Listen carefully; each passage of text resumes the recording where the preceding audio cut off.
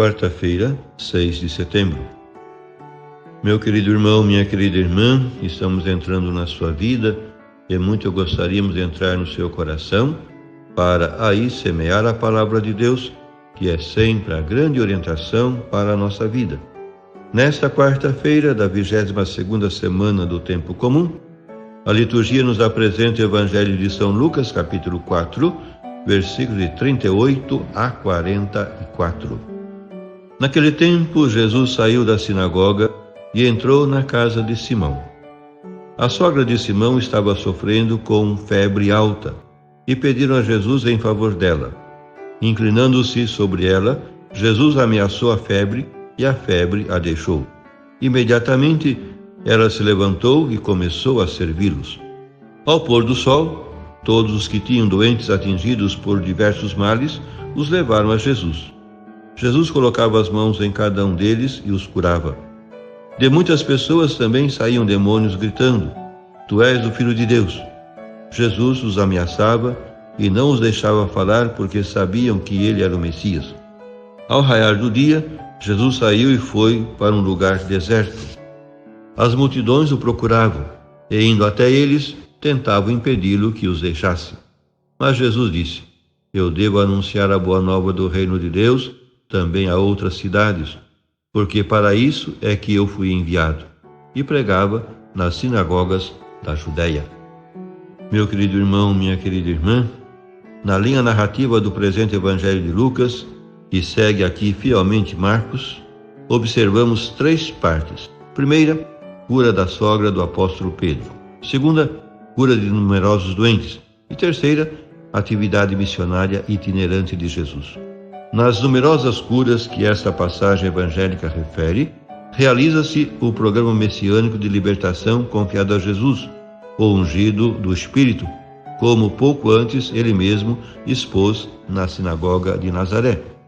Já que muitas das leituras evangélicas ao longo do ano litúrgico se referem aos atos milagrosos, como os que assinala a passagem de hoje, é conveniente refletir sobre o dado evangélico dos milagres de Jesus para entendê-los devidamente. Esses relatos de milagres inserem-se nas regras do gênero literário que as narrações de prodígios constituem conforme esquemas estereotipados e numa linguagem que não é científica, mas popular.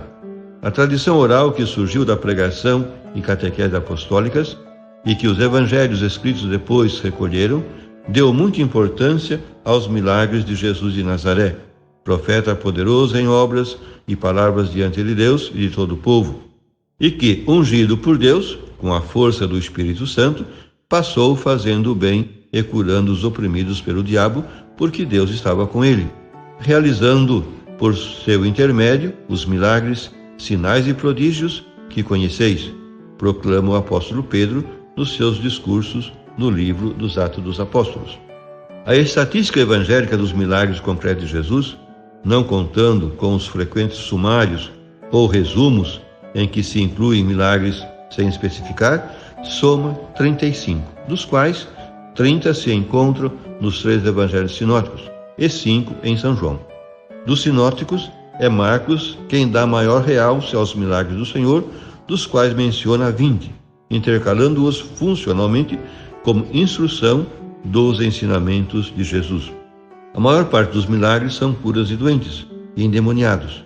Há também 3 ressurreições de mortos: o filho da viúva de Naim, Lázaro e a filha de Jairo, assim como alguns prodígios sobre a natureza: tempestade acalmada, pesca extraordinária, água convertida em vinho e multiplicação dos pães.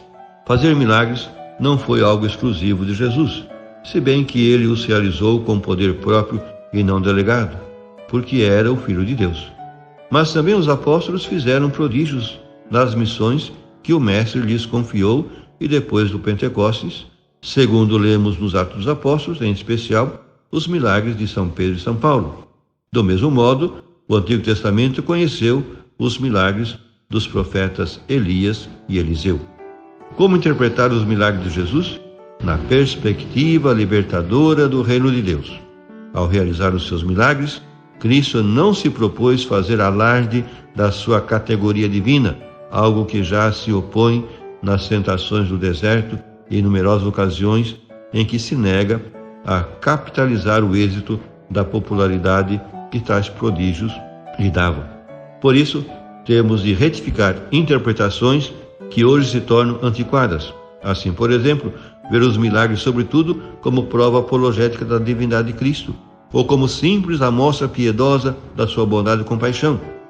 Os milagres de Jesus devem ser vistos na perspectiva em que ele mesmo fez por diversas ocasiões, como na sinagoga de Nazaré e na sua resposta a João Batista, isto é, a partir da libertação integral que o reino de Deus, inaugurado por Jesus e presente na sua pessoa, traz ao homem a quem Deus ama. A história evangélica dos milagres está intimamente vinculada à fé dos agraciados por Cristo e estimula-nos ao compromisso libertador da fé. Por fim, rezemos. Nós te louvamos, Pai, porque Jesus passou fazendo bem e curando os oprimidos pela doença. Com os seus milagres a favor dos pobres e doentes, inaugurou a esperada salvação do teu reino para o homem que tu amas com ternura de Pai. O seu exemplo estimula-nos ao compromisso cristão a favor da libertação dos mais abandonados.